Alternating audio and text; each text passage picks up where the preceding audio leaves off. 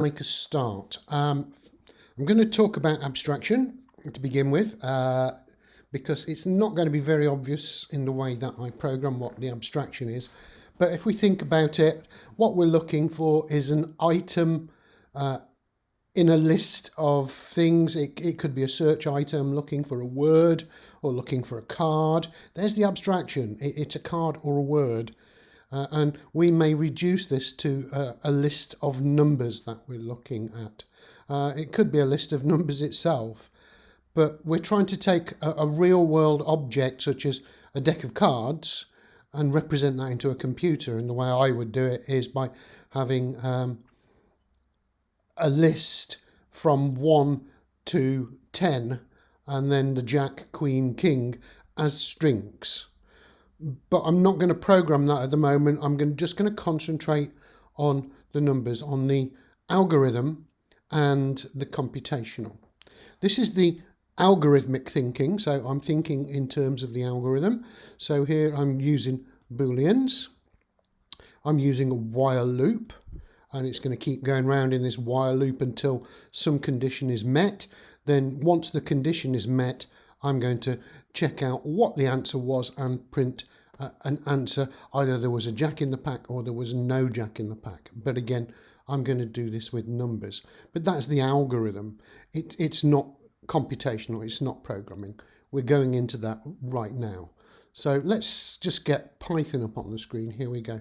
And what I'm going to do is I'm going to do the while loop and the for loop side by side. So if I just choose another file, there we go. I'm going to program them side by side so that you can see the differences between the two loops. So let me save this first one here. I'll do this one as the while loop. I'll save as while.py and save the other one as for.py. So I've got my two files. Again, you might like to do both yourself, but do them one at a time rather than together. So the first thing we need is our sort of list of numbers, and that's the whole point of this, is the fact that we're operating on a list, a line of numbers. That's where it gets its terminology from. Linear search, linear means line. So it's just a line of numbers. So if I have some data and I set that to be equal to just an ordered list of numbers. Let's go up to 6, shall we? There we go. So that is my line of numbers, linear. And I'm going to search this list of numbers for a value. Let's copy that and put it on the other side. There we go. So we've got the same. So what I want to do is search for an item. So let me just put in here item that I'm searching for. Let's say I'm searching for a 3. And let's again put that on both sides. So I'm searching for the item 3 in this line of numbers. And the way the search would go, there's two outcomes. I'm either going to find it, which in this case I am, or if this value was 7, I'm not going to find it. And that's important. There are two outcomes, finding it or not finding it. So let's go back to the 3. So how would the search work? And it's done in things called comparisons. I compare my search item against an item or an element in my list. So I'm going to take a look at the first one. So I'm going to take my item 3 and I'm going to compare it. 3 against the 1. Is that the same number? If it is, then I'm finished. If it isn't, then I need to move along to the next number in my line. Is 3 the same as 2? It isn't, so I'm going to have to move on to the next one and say, is 3 equal to 3? Yes, it is. I have found it. And I stop at that point. I am really not interested in what follows it. So if I found it, I stop.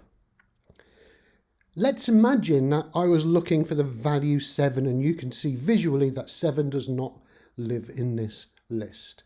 So I would have a set of comparisons. Again, I would take my item 7, compare it with the 1. They're different, so I'd move on to the next value. Compare my item 7 with the value 2. They're different, so I'd move along to the next one. Compare my 7 with the 3. They're different, move along to the next one. Compare my value 7 with the 4. It's different, move along to the next one. Compare it with the 5. It's different, move along to the next one. Compare it with the 6. It's different, and I have run out of list. Now, that's the important part. I've got to the end of my list, or the line, and I haven't found the value.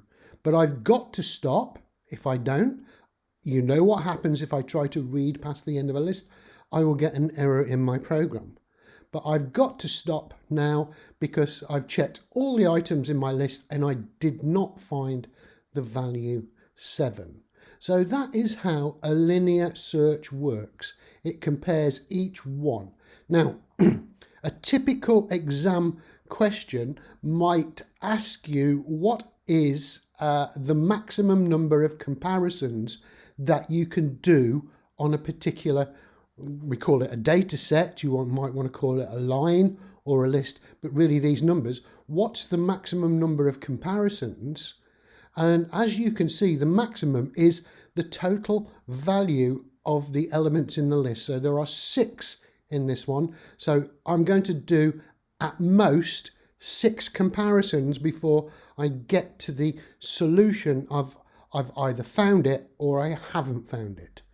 So that's the maximum. The minimum could be if I'm searching for 1, if the item was 1 and I found it in the very first position. So at least I'm going to do 1 comparison. That's the minimum amount, and the maximum amount is 6 in this one, or the length of the list. That is an important, really, really important thing to understand. So in the next video, I'm going to start programming now. So let's put these back together where they're the same. And I'm going to start programming the for loops to do exactly, the for and while loops to do exactly what I was doing with the comparisons there.